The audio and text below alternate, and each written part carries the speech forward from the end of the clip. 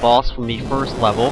However, it starts off with only one, but then you're going to have to fight another one as soon as you defeat this one. Thankfully, you don't de-power up after killing this one.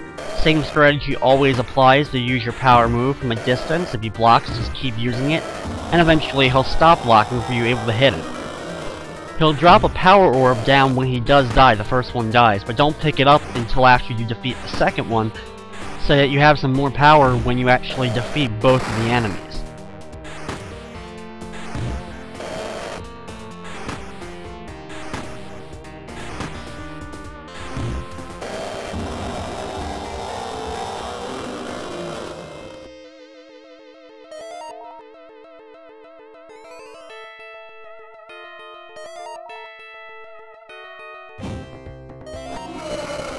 After that rematch with the first level boss, we have more of our friends, the giant obese blobs.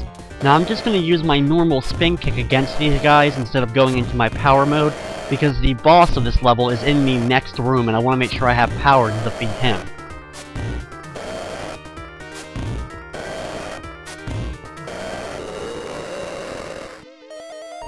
It's time for our final showdown with the evil force that's been trying to perform this ritual. As you enter the room, lightning strikes will come down from the ceiling, as you'll just stand there for a few seconds before he then forms. Immediately go into your power form, and you'll see that when you start walking towards him, he starts shooting different fireballs out at you.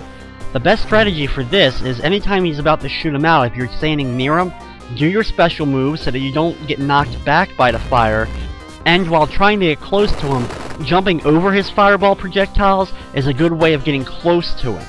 Sometimes you'll end up jumping over one and into another flame, but thankfully they don't do a whole lot of damage to you.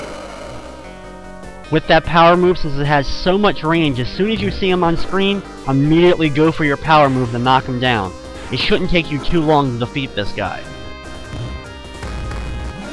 When he's defeated, the evil demon head comes out of the chest, and it looks like the one that we actually fought in Splatterhouse 2.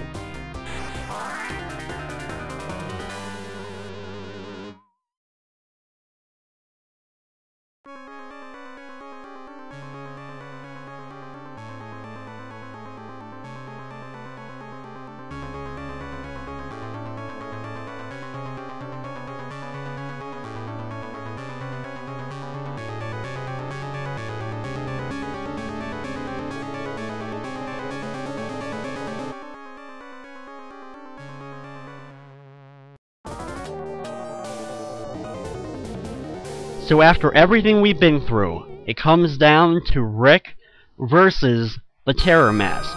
Now, you would think we wouldn't have our power since the Terror Mask has left us, but we still have our full power and can still transform into our final form for this final boss of the game. So immediately transform and try to get in close, jumping over his projectiles and delivering your hits with your powered move. A lot of times he's going to quickly try to get out of the way by flashing across the screen, like as you can see him jolting, and it only takes a couple hits to get him into the final form. When he's in this form, he shoots out these ghost-like tornadoes at you that do a lot of damage. It's only going to take 4 or 5 of your special moves to defeat him at this point. Try to do your best to avoid the tornadoes by walking to the opposite side away from them, and eventually they should disappear. And after only a few hits, you'll defeat the mask and enjoy the good ending to Splatterhouse 3.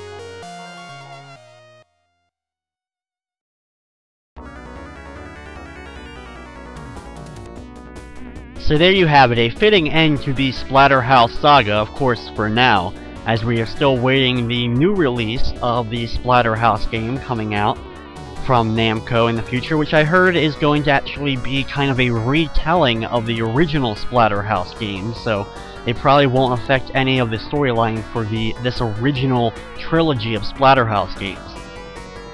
I love the graphics in this, especially the realistic and all photographs they took for the characters in the cutscenes of the game. But I guess with maybe the whole thing of being forced to kind of run through and use the power moves a lot of the time in order to beat the game in a certain allotted amount of time, it just doesn't feel as fun as the other two Splatterhouse games. But it's always about mixed opinions, because many consider this one the best of the three Splatterhouse main games, but my favorite is still the second Splatterhouse game.